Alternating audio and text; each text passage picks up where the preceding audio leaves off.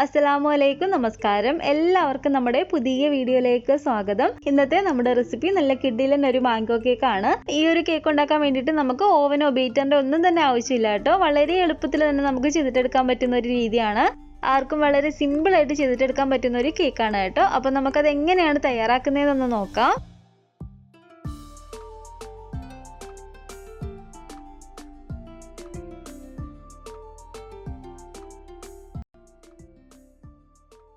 ഈ ഒരു കേക്ക് ഉണ്ടാക്കാൻ വേണ്ടിയിട്ട് നമുക്ക് മെയിൻ ആയിട്ട് വേണ്ട ചേരുവ മാങ്ങാപ്പഴമാണ്. ഞാനിപ്പോൾ അത്യാവശ്യം നല്ല വലിപ്പമുള്ള ഈ ഒരു 2 മാങ്ങാപ്പഴം ഇവിടെ എടുത്തു വെച്ചിട്ടുണ്ട്. നല്ല പോലെ തന്നെ കഴുകി എടുത്തു വെച്ചിരിക്കുന്ന മാങ്ങയാണ്. അപ്പോൾ ഇതിന്റെ തൊലിയെല്ലാം കളഞ്ഞിട്ട് നമുക്കൊന്ന് കട്ട് ചെയ്തിട്ട് എടുക്കാം. മാങ്ങ എല്ലാം തന്നെ ഞാനിവിടെ കട്ട് ചെയ്തെടുത്തിട്ടുണ്ട്. നല്ല പഴുത്ത് നല്ല മധുരമുള്ള മാങ്ങ തന്നെ എടുക്കുന്നതാണ് കേട്ടോ ഏറ്റവും നല്ലത്. മാങ്ങ ഇതുപോലെ നമ്മളൊന്ന് കട്ട് ചെയ്തെടുത്തതിന് ശേഷം നമുക്കിതൊരു മിക്സിയുടെ ജാറിലേക്ക് ഇട്ട് കൊടുക്കാം. ഇനി ഇതിലേക്ക് ഒരു സ്വല്പം പോലും വെള്ളം നമ്മൾ ചേർക്കാൻ പാടില്ല. വെള്ളം ഒന്നും ചേർക്കാതെ തന്നെ നല്ല പോലെ തന്നെ നമുക്കിതൊന്ന് അടിച്ചെടുത്തിട്ട് വരാം. ഒട്ടും തന്നെ കട്ടകളൊന്നും ഇല്ലാതെ നല്ല പോലെ തന്നെ ഞാൻ മാങ്ങ ഒന്ന് അടിച്ചെടുത്തിട്ടുണ്ട്. ഇത് ഞാൻ വേറൊരു പാത്രത്തിലേക്ക് മാറ്റി കൊടുക്കുകയാണ്. അപ്പോൾ ഈ പാത്രം ഞാൻ ഗ്യാസ് അടുപ്പിലേക്ക് വെച്ച് കൊടുത്തിട്ടുണ്ട്.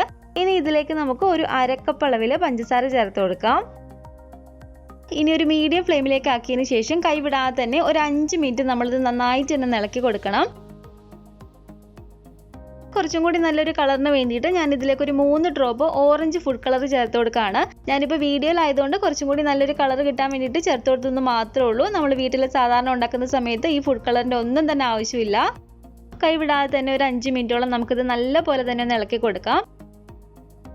അപ്പോൾ ഒരു 5 മിനിറ്റ് ഒക്കെ ആയപ്പോഴത്തേക്കും തന്നെ നമ്മുടെ ഈ ഒരു മാംഗോ ഗ്ലേസ് ഇവിടെ റെഡി ആയിട്ടുണ്ട്. ഇനി നമുക്ക് ഈ ഫ്ലെയിം അങ്ങ് ഓഫ് ചെയ്ത് കൊടുത്തതിന് ശേഷം ഞാനിത് വേറൊരു പാത്രത്തിലേക്ക് മാറ്റി കൊടുക്കുകയാണ്. അതിൻ്റെ ചൂടൊക്കെ പോയിട്ട് നന്നായിട്ട് തന്നെ അതൊന്ന് തണുത്ത് കിട്ടണം. ഇനി നമുക്ക് ഇതിലേക്ക് വേണ്ടത് ഒരു 1/2 കപ്പ് പഞ്ചസാര പൊടിച്ചതാണ്. 1/2 കപ്പ് അളവിൽ പഞ്ചസാര പൊടിച്ചതും കൂടെ ഞാൻ ഇതിലേക്ക് ചേർത്ത് കൊടുക്കുകയാണ്. അതുപോലെ 1/4 കപ്പ് അളവിൽ ഓയിലും കൂടെ നമുക്ക് ഇതിലേക്ക് ചേർത്ത് കൊടുക്കാം. സൺഫ്ലവർ ഓയിലോ വെജിറ്റബിൾ ഓയിലോ ഇതിൽ രണ്ടിൽ ഏത് വേണമെങ്കിലും നമുക്ക് ചേർത്ത് കൊടുക്കാവുന്നതാണ്. ഞാനിപ്പോൾ ഇതിലേക്ക് വെജിറ്റബിൾ ഓയിലാണ് ചേർത്ത് കൊടുത്തിരിക്കുന്നത്. കൂടാതെ ഒരു 1/4 ടീസ്പൂൺ അളവിൽ വാനില എസൻസും കൂടെ നമുക്ക് ഇതിലേക്ക് ഒഴിച്ചു കൊടുക്കാം. 1 കപ്പ് അളവിൽ പാലും കൂടെ നമുക്ക് ഇതിലേക്ക് ചേർത്ത് കൊടുക്കാം. 250 ml പാലുണ്ട്. ഇത് പാല് നമ്മൾ ഫ്രിഡ്ജിനകത്ത് വെച്ചിരുന്നതാണെങ്കിൽ ഫ്രിഡ്ജിൽ നിന്ന് വെളിയിലേക്ക് എടുത്തിട്ട് നല്ല പോലെ അതിൻ്റെ തണുപ്പ് പോയതിന് ശേഷം മാത്രം നമ്മൾ ഇതിലേക്ക് ഒഴിച്ചു കൊടുക്കാവുള്ളൂ. അപ്പോൾ ഇവയെല്ലാം കൂടെ ചേർത്തിട്ട് നല്ല പോലെ തന്നെ നമുക്കൊന്ന് മിക്സ് ചെയ്തിട്ട് എടുക്കാം. ഒട്ടും തന്നെ കട്ടകളൊന്നും വരാതെ നല്ല പോലെ തന്നെ നമ്മളിതൊന്ന് മിക്സ് ചെയ്തിട്ട് എടുക്കണം. അപ്പോൾ ഇത് കണ്ടില്ല, നല്ല പോലെ തന്നെ ഞാൻ ഇതിവിടെ ഒന്ന് മിക്സ് ചെയ്തെടുത്തിട്ടുണ്ട്. ഇനി ഇതിലേക്ക് വേണ്ടത് ഒരു 1.5 കപ്പ് അളവിൽ മൈദാമാവാണ്. ഞാനിപ്പോൾ ഇവിടെ എടുത്തിരിക്കുന്നത് 250 ml കപ്പാണ് കേട്ടോ. 1.5 കപ്പ് അളവിൽ മൈദാമാവും കൂടെ ഞാൻ ഈ ഒരു അരിപ്പയിലേക്ക് ഇട്ട് കൊടുക്കുകയാണ്. 1 ടീസ്പൂൺ അളവിൽ ബേക്കിംഗ് പൗഡർ നമുക്ക് ചേർത്ത് കൊടുക്കാം. കൂടാതെ 1/2 ടീസ്പൂൺ അളവിൽ ബേക്കിംഗ് സോഡയും കൂടെ ഞാൻ ഇതിലേക്ക് ഇട്ട് കൊടുക്കുകയാണ്. അപ്പോൾ ഇനി ഇത് നമുക്ക് നല്ല പോലെ തന്നെ ഒന്ന് അരിച്ചിട്ടെടുക്കാം. ഒരു 2-3 തവണ അരിച്ചിട്ടെടുക്കുകയാണെങ്കിൽ കുറച്ചും കൂടി നല്ലതാണ് കേട്ടോ.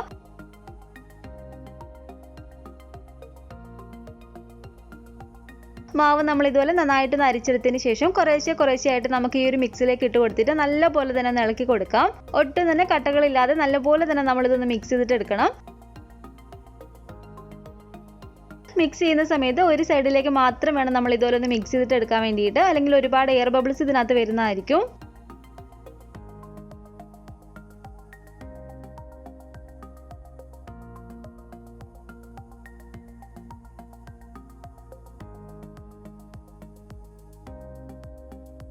മാവിട്ട് കൊടുത്തിട്ട് ഒട്ടും തന്നെ കട്ടകളില്ലാതെ നല്ലപോലെ തന്നെ ഞാനൊന്ന് മിക്സ് ചെയ്തെടുത്തിട്ടുണ്ട്.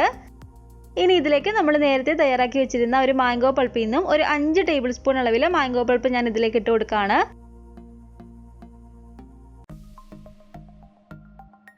ഒരു 5 ടേബിൾ സ്പൂൺ ഇട്ട് കൊടുത്തതിന് ശേഷം നമുക്കിത് നന്നായിട്ടൊന്ന് മിക്സ് ചെയ്യാം.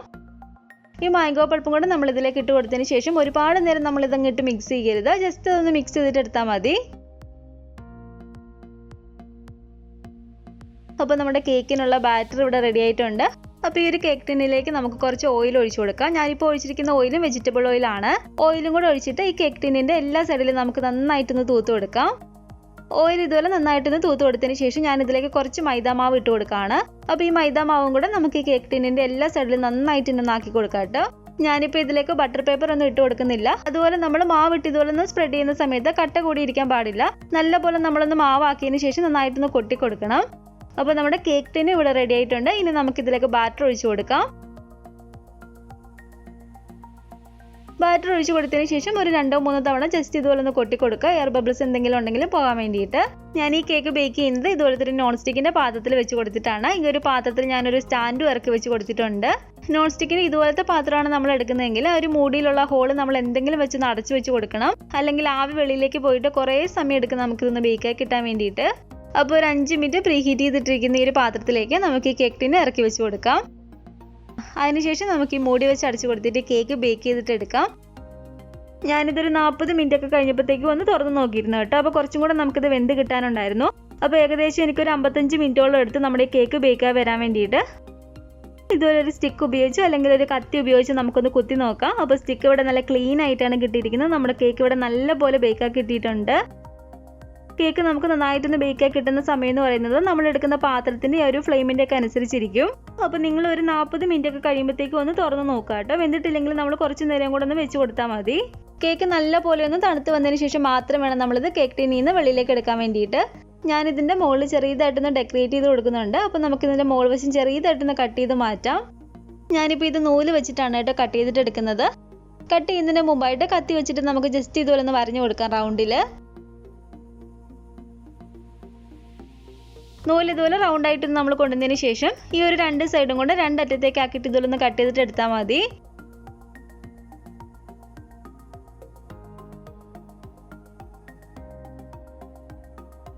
ഇതുപോലെ ഒന്ന് കട്ട് ചെയ്ത് മാറ്റിയതിന് ശേഷം നമ്മുടെ ഈ ഒരു മാംഗോ ഗ്ലേസും കൂടെ ഇതിൻ്റെ മുകളിലേക്ക് നമുക്ക് ഇട്ട് കൊടുക്കാം.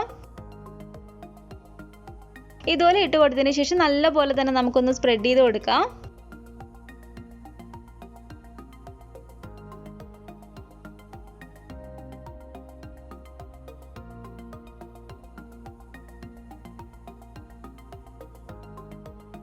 ചെറിയൊരു ഡിസൈൻ കൊടുക്കാൻ വേണ്ടിയിട്ട് ഞാനൊരു ചെറിയ പാക്കറ്റ് ഡയറി മിൽക്ക് എടുത്തിട്ടുണ്ട്. അതിലേക്ക് ഒരു സ്വല്പം ചൂടുള്ള പാലും കൂടെ ഒഴിച്ചു കൊടുക്കുക. നല്ലപോലെ തിളപ്പിച്ചെടുത്ത വെള്ളത്തിലേക്ക് നമ്മളിതൊന്ന് ഇറക്കി വെച്ച് കൊടുത്താൽ മതി. നന്നായിട്ട് തന്നെ നമുക്കതൊന്ന് മെൽറ്റായി കിട്ടിക്കോളും.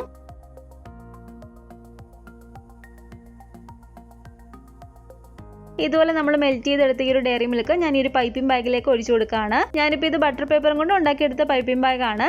ഈ ഒരു പൈപ്പിംഗ് ബാഗിന് പകരം നമുക്ക് മിൽമ പാലിലേക്ക് ഒരു ടൈപ്പ് കവർ എടുക്കാവുന്നതാണ്. അതിനുശേഷം നമുക്ക് ഈ കേക്കിൻ്റെ മുകളിലേക്ക് ഇതുപോലെ ഒന്ന് ലൈൻ വരച്ചു കൊടുക്കാം.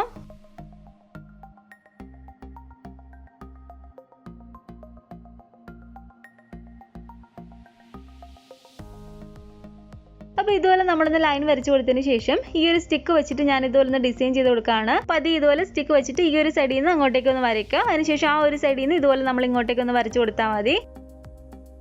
ഈ ഒരു രീതി നമ്മൾ റിപ്പീറ്റ് ചെയ്ത് കൊടുത്താൽ മതി.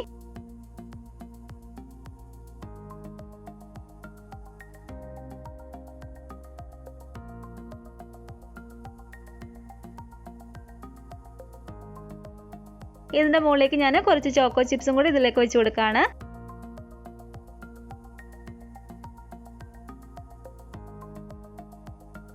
ഇതിന് നമുക്കൊരു അരമണിക്കൂർ അല്ലെങ്കിൽ 1 മണിക്കൂർ നേരത്തേക്ക് ഒന്ന് ഫ്രിഡ്ജിലേക്ക് എടുത്ത് വെച്ച് കൊടുക്കാം. നന്നായിട്ടൊന്ന് സെറ്റായി വന്നതിന് ശേഷം നമുക്കിത് മുറിക്കാവുന്നതാണ്. അപ്പോൾ ഞാൻ ഈ കേക്ക് ഒന്ന് കട്ട് ചെയ്തിട്ട് കാണിച്ചു തരാം. ആകെ നല്ല സോഫ്റ്റ് ആയിട്ടുള്ളൊരു കേക്കാണ് കേട്ടോ. മുട്ടയൊന്നും കേക്കിൽ ചേർക്കാൻ ഇഷ്ടമില്ലാത്തവർക്ക് തീർച്ചയായിട്ടും ട്രൈ ചെയ്ത് നോക്കാൻ പറ്റിയ നല്ല ടേസ്റ്റി ആയിട്ടുള്ളൊരു മാംഗോ കേക്കാണ്. അതുപോലെ തന്നെ ആദ്യമായിട്ടൊക്കെ കേക്ക് ഉണ്ടാക്കാൻ പോകുന്നവർക്ക് ഉണ്ടാക്കാൻ പറ്റിയ നല്ല സിമ്പിൾ ആയിട്ടുള്ളൊരു കേക്കല്ലേ. അപ്പോൾ നിങ്ങളിത് തീർച്ചയായിട്ടും ഒന്ന് ട്രൈ ചെയ്ത് നോക്കാം കേട്ടോ. ഉണ്ടാക്കി നോക്കിയതിന് ശേഷം നിങ്ങളുടെ അഭിപ്രായങ്ങളൊക്കെ മറക്കാതെ തന്നെ അറിയിക്കുക. അതുപോലെ നമ്മുടെ ഈ ഒരു വീഡിയോ ഇഷ്ടപ്പെട്ടെങ്കിൽ ലൈക്ക് ചെയ്യുക, കമൻറ്റ് ചെയ്യുക. നിങ്ങളുടെ ഫാമിലിയും ഫ്രണ്ട്സൊക്കെ ആയിട്ട് നമ്മുടെ വീഡിയോ ഒന്ന് ഷെയർ ചെയ്ത് കൊടുക്കുക. ആദ്യമായിട്ട് നമ്മുടെ ചാനൽ ആരെങ്കിലും കാണുന്നുണ്ടെങ്കിൽ താഴെ കാണുന്ന റെഡ് സബ്സ്ക്രൈബ് ബട്ടണും കൂടെ ഒന്ന് പ്രസ് ചെയ്ത് സപ്പോർട്ട് ചെയ്യണേ. കൂട്ടത്തിൽ കാണുന്ന ബെൽ ഐക്കണും കൂടെ ഒന്ന് ക്ലിക്ക് ചെയ്ത് അതിൽ ഓൾ എന്ന ഓപ്ഷൻ തന്നെ കൊടുക്കുകയാണെങ്കിൽ ഞാൻ പുതിയ റെസിപ്പികളൊക്കെ ഇടുമ്പോൾ നിങ്ങൾക്ക് അതിൻ്റെ നോട്ടിഫിക്കേഷൻ കിട്ടുന്നതായിരിക്കും. ഇൻഷാല്ലാ വീണ്ടും നമുക്ക് ഇതുപോലെ നല്ലൊരു റെസിപ്പി ആയിട്ട് കാണാം.